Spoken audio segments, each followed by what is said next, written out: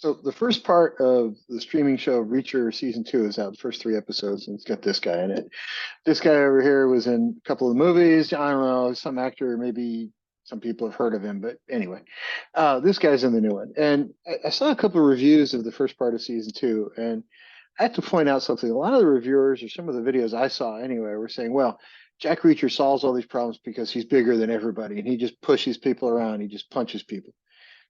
Jack Reacher in the books, and it's clear some of these reviewers never read the books because there are these funny things with pages and you turn them and they have words on them and you read them and maybe it has a little bit more than the show.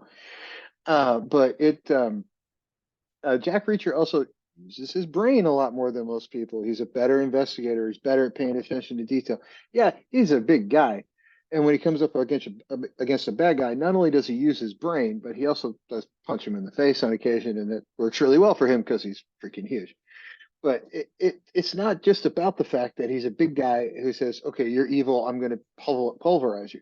He does that, but he also has his way of figuring out who the actual bad guy is. Using that little squishy thing on top of his shoulders. Neck up stuff. He's also pretty smart.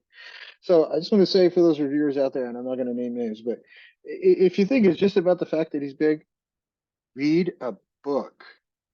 Sometimes there's shit in there that doesn't make it to the screen.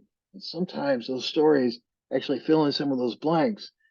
And maybe just once in a while, you'll actually learn something you didn't know by having it fed to you through a television. I'm just saying, just making a suggestion. Everybody have a great weekend.